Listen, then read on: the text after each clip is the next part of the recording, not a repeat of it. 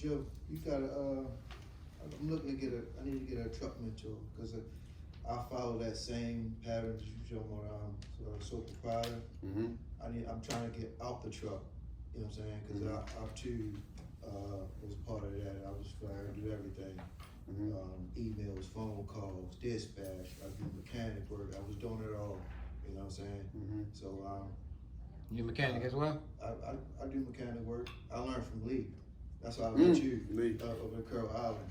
Yeah. Lee just training me this. I just finished training with Lee. Lee got me my first job. For real. Lee helped me pick all my trucks. I got 8 trucks. Every truck I ran through Lee, he helped me pick them all. Down for the reds to the engine, he showed me what to really look for and everything. Long story short, I'm trying to get everything into place because right now I got the trucks, but I just feel like I'm just everywhere. Mentally and physically, it's draining me. You know what I'm saying? I found myself working on my anniversary on a cruise. I'm answering a phone call. You know what I'm saying? You heard me say that earlier. Yeah. Yep, all that peace of mind shit y'all think y'all working for, go ahead buy a few trucks. That shit did. Yep. Last month was that I had to take my wife with me because one of my guys called and said he couldn't make the run. I had to run, I had to go to Georgia. I didn't find this out like 2 hours before the load had to be there. I assumed he was dead. Man, you know how many people that lost their families fucking with these trucks? Man. You know what I mean? So, you know, it's... Come home, kids running from you because they ain't seen you in 2 years and don't recognize you.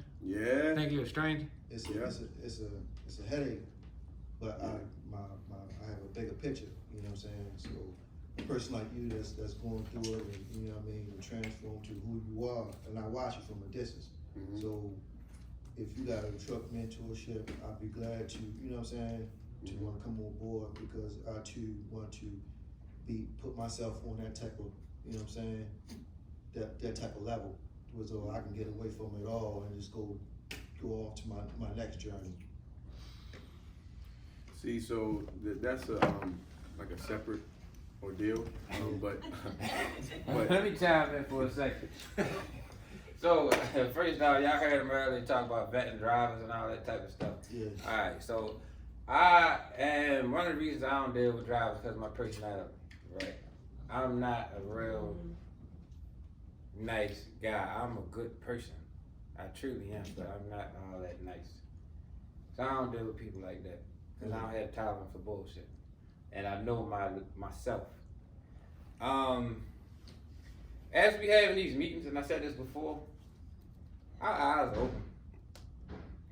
So as I'm talking to people all across the country and top dog, I'm putting all this shit together. And we all gonna sit down at the table at some point in time and collectively, and y'all ever see The Wire? The co-op. There you go. Absolutely. Same game, different thing. It takes a mind to bring it all together. Alright? So, in time, we're gonna put all this together and then we can all collectively come. You bring your 7, you bring your 8, you bring your 13, you bring your 5. We bring the freight. We're gonna make it all happen. We ain't gonna talk, we're gonna do it. Then we're gonna bring people in and after it's complete. Then we talk about be a doer, not a sayer. Mr. Joe, y'all got a couple questions for him. I know it's time is valuable. Then we're gonna take a break. I'm gonna close it out. I'm gonna stay as long until you kick us out, answer as many questions as y'all wanna answer. But you thinking right, and we all in line. So we all gonna rap, and we're gonna make this thing work out to the benefit of everybody. Sure. Another question I had for you, like, do you feel like you becoming a fleet owner, did it make you more disciplined becoming it than as you when you was an owner operator, or it's about the same?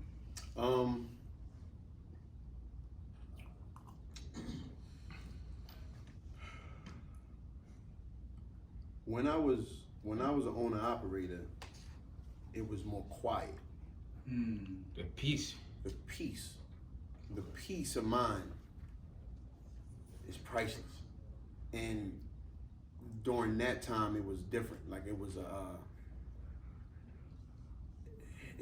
it was just a lot easier to make the adjustment because I knew what my day consisted of.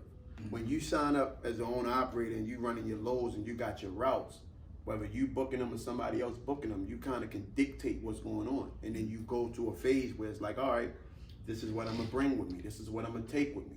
I wanna do this particular study time or do this particular thing during this particular time while I'm on the road because nobody's gonna bother me. You know what I mean? But when you make the transition, you're now trying to commit to something and convince yourself that now you're gonna do these same things in a more volatile space. And it's almost impossible to do. You know what I mean? I've talked to this guy countless times. I mean, sometimes I don't even know how I managed to do some of it. You know what I mean? But you grow into a different space and you become a little more accustomed to what you're doing. Well, I can answer that. He being modest. Ain't you familiar with any pimps? Nah, seriously. I spend a lot of time with pimps. Like real deal making it happen. It's a saying, it gotta be in you, not on you. Mm-hmm. He got it in him. Some people ain't got it. And as time go on, people gonna jump in this game, they gonna wither away. Mm-hmm. They just ain't gonna make the cut. Yeah. It's in you. And a lot of the people I bring up here to speak to y'all come from tarnished backgrounds like myself. So our previous histories built us for stuff that this walk in the park in comparison. Mm-hmm. So the endurance and all and the hustle and the drive and all that was already built. But he just got it. Some people, it was a book I read years ago called Taste. And what he said, there's no such thing as good taste or bad taste. There's just taste. Either you got it or you don't. What was that movie, The Inkwell? What did he say? He says, genetics, Marcus. Remember? Look, she's saying it, either you got it or you don't. Yeah.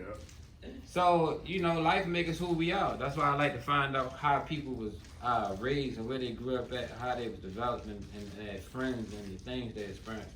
Because that's what makes you into the adult you become. Mm-hmm. He just got it. I mean, I've been knowing this brother for some years now, and I'm telling you, if can nobody else bob and weave, he can. Appreciate it, man. You had a question as well? So I'm not in the trucking industry, but I'm in the real estate sector. Me and my colleague over here. So you did talk about your lot. How do I get in touch with getting like trucks in a lot? Getting trucks and a lot or getting trucks In a lot. on a So lot? if I have a lot, if I invest in a lot itself, how can I get someone like that has trucks to get into my lot? That's big money right now. Yeah, so I was thinking about trying to do something like that possibly. How do I get like a trucking company to get into a lot? I mean, That's easy. You don't even have to try. Yeah, that's There ain't no parking around here.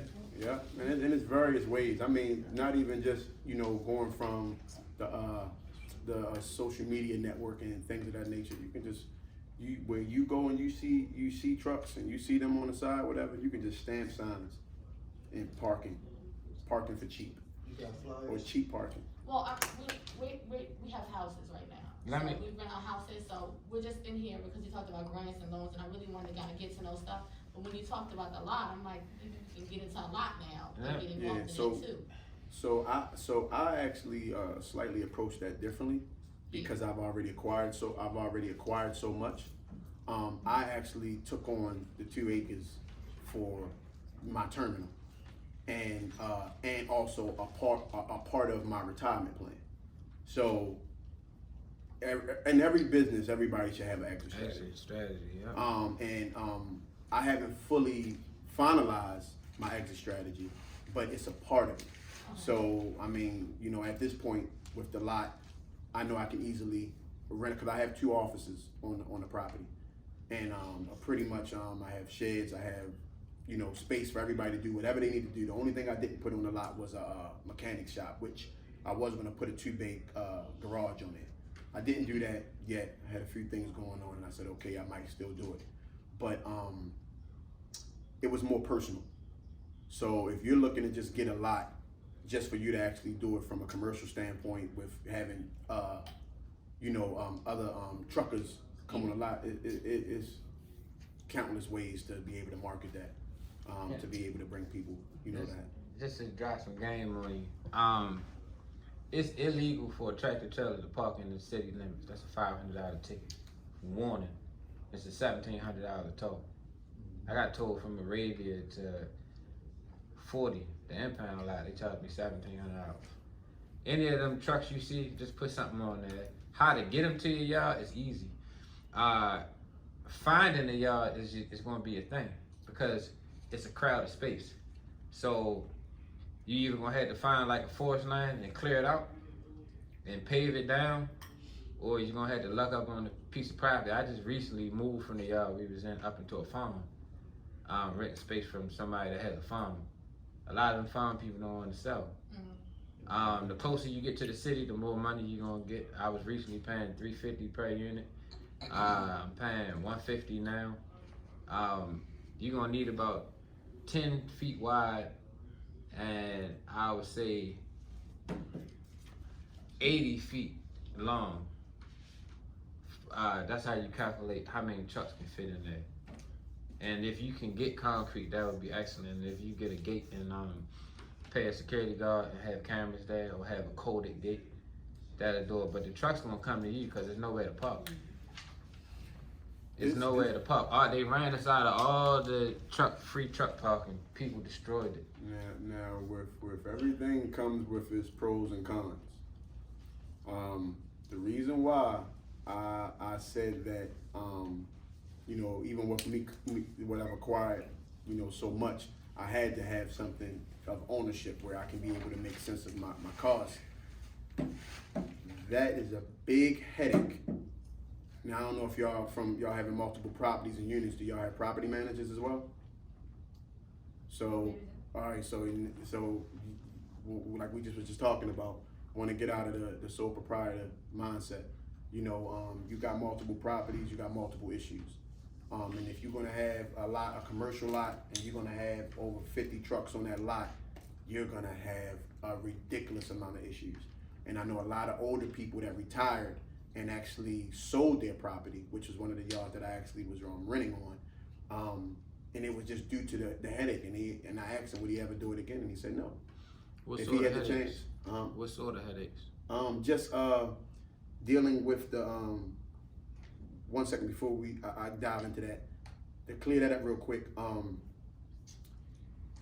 Proper planning, proper preparing, and sticking firm on regulations and guidelines when you first initially started is gonna possibly save you half of the battle. And having people renting on your lot, because if you don't, you're gonna have a bunch of heathens scattered around, leaving stuff everywhere, trailers broke down, old jobs, all kind of countless contaminations and issues that's going to cost you more in the long run. Those type of issues where it's you have truckers that get into the game, and then they go from being a trucker in a trucking company to being hoarders, and then they hoard a lot of stuff around, and that stuff bring other rodents, bring other issues, and then you have different people coming out. What's the when you talk about hoarding, you talking about people who broke down trucks, trailers, parts.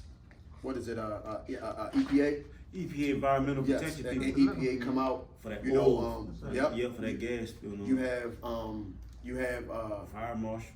Yes, you have you have multiple issues that you just got to make sure that you're in the guidelines of what needs to be done, have the proper procedures and regulations in place, so that when you start bringing people in to rent space, they already know out the gate this is what it is, and do not take nothing else short.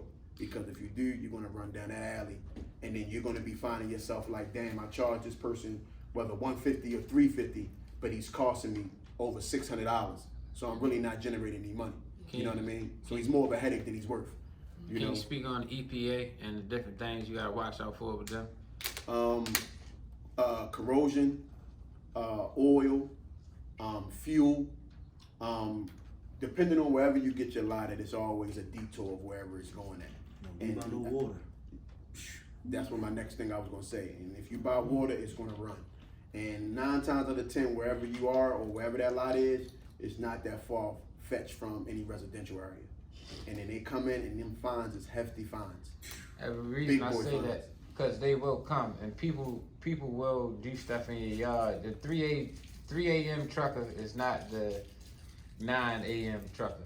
All the type of stuff that happens in the middle of the night, it will become your problem. And I had a truck blow up before and the fuel tanks exploded. We was by a drain. The EPA and all them came down there like they was the feds. For real. And they wasn't even worried about how I almost died. They was trying to figure out what's going on. Because if I can get you to say or do anything indicating that this was your fault, we taking you down. Yeah, we call them the Men in Black. Yeah. You know, when they pull up, they ain't playing. You know what I mean? So, Damn serious. Do y'all have agreements in place with y'all tenants? No, so I just do, it's just residential rental property right now. Right. And I'm in the process of getting I'm in the process of managing it myself, but it gets to the point that I have to get somebody else to manage the property. I mean, We work together, so we're colleagues. So, Okay. yeah, we actually work in a retail company, and we just wanna branch out of retail.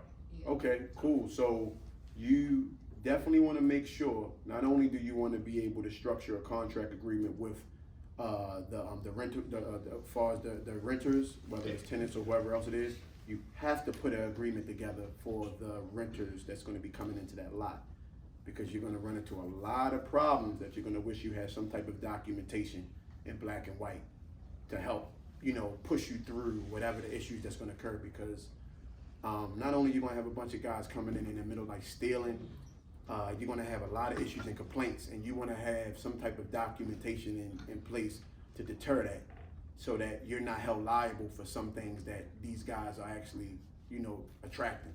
You know what I mean? So, and like I said, I watched a few lot owners go through some serious headaches, and it just like, like I said, one of the guys, I was like, would you ever do it again if you had the chance? And he's like, no, absolutely not. He was more pleased with his cash out than the process of holding the lot and having renters there. It was just too much of a headache, and you end up finding yourself, exhausting more than you actually gaining from it. So just to throw it out, just a nugget for you guys. That's why, that's why I went the route I went. I could have easily, once I acquired the lot, I could have easily had truckers, because I know thousands of them, and even some of them were still knocking on the door. That, hey man, come on, can I just want to park here looking. That's the favorite line. I'm just 1 week, just 1 month. I'm gonna get it together. 1 month, I'm gonna get it together. That 1 month turned into 1 year. You know what I mean? So, and I just wasn't with the headache. I had too much going on, and I needed to, be able to structure things that works best for me to create my space. You know what I mean? You about to say? So throughout everything, what was your one good and one bad aha moment?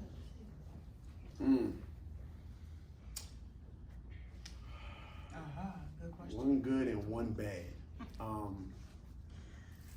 You got somewhere to go after this? Um, It's well, of course you did.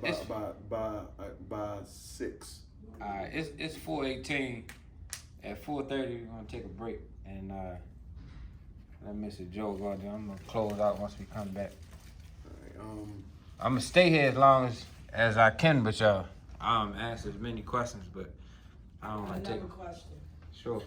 Because I just got out of school and I'm looking for a job. I don't understand, because everybody already wants me to have experience coming in this field. No, Yes. that's what they're telling you. Oh, You yeah. you can go over the road. You can be on the road by next week. You know somebody? I know thousands of people. Well, I called you and you gave me a dead end. Like, you gave me dead ends. When I gave you a dead end? When I talked to you on the phone. When did we talk? Like, what was that? When I sent it to you, probably like a month and a half ago. I ain't saying you. Who would I send you? Dead ends. Who? I can't think off the top of my head, but if I had my paper, I would be able to tell you. But it was like. Did I speak to you, or Yeah, did you send me a text message? Text message, and then I talked Did to you call on the him? phone. I called you. Right, but I probably sent you his number. Who, him? Yeah. Go on your text message. Let me see. He on like 2 years experience. I ain't call him. That's what a lot of them be saying. They want No, like, yeah. no. If you go on my website right now and you look under useful links and you look in there and look for free CDL training, although you have your CDL, all those companies will take people with no experience. You go on the road, they'll send you out there, send you a plane ticket this week. You go take your analysis. All of them. Swift, Western Express. Western Express. You go and do your 3 months, then you come back home because you prove that you can drive somebody's truck without crashing it. But I ain't saying you no dead ends. I ain't known for that. Yeah. You gotta pay your dues. What we was talking about now, Dr. Brett? Everybody gotta pay the price. But don't tell me that. I ain't saying you no dead ends. Don't put that one on my name. You gotta be willing to do it. That's all. Well, once we go on break, you walk with me and I'm gonna show you exactly where to go on the website. Alright, so one bad moment. I got locked up for a period of time while my company was still operating. And this goes back to me being honorable and being the type of guy that I am, and handpicking the people I did to actually partially run the operation because I wasn't fully staffed at the time, but then also just to have my back, and I've always had their back because that was my initial start out. Like, I've always showed my hand first, and then in return, whatever loyalty came with it. But that one of my worst moments was pretty much being incarcerated while my company is still operating, and then going through the process, and then going through the halfway house, just going through the whole phase, while the company was running, and wheeling and dealing with people to be able to firstly in jail, just the minimum phone time that you get, and then being in the halfway house to pretty much still negotiating and moving things around to still manage to keep my company running throughout the time frame, and having the money set aside to keep funding it because it was also during a critical time while the company was suffering. But I was able to manage to pull through it and get out and still be able to get right back to work and actually do even better than I did before I went in.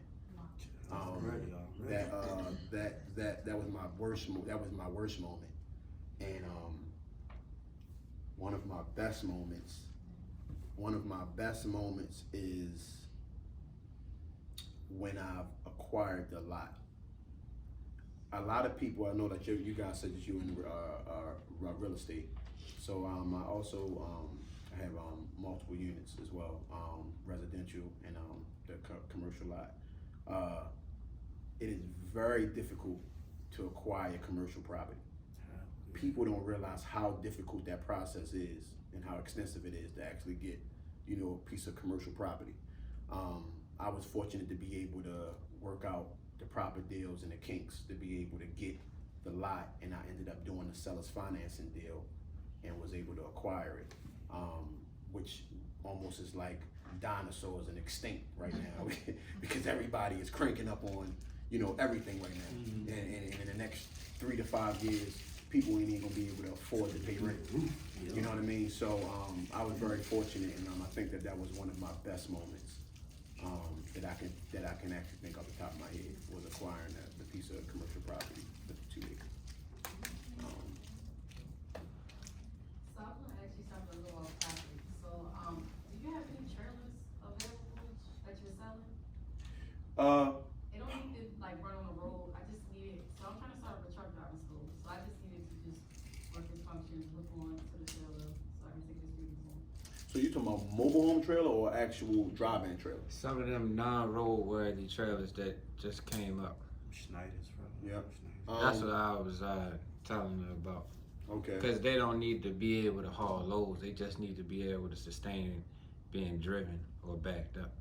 Okay. We can talk about it. So how many of them do you need? I just need one for now. Do you have any 28, 36? Nah. So you talking about more containers? Pop trailers. No, I'm talking about the trailer. Yeah, trailers normally 28, 36, 48, 40.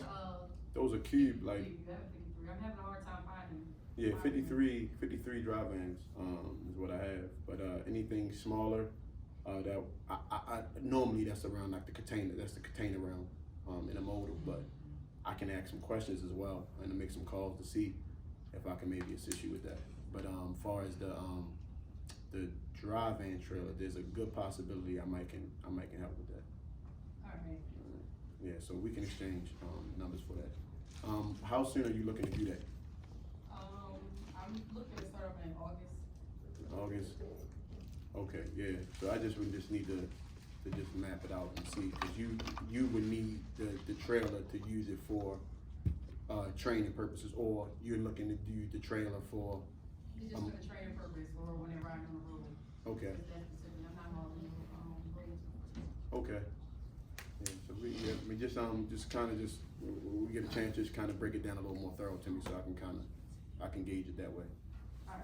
Alright, thanks. Anybody else have any more questions?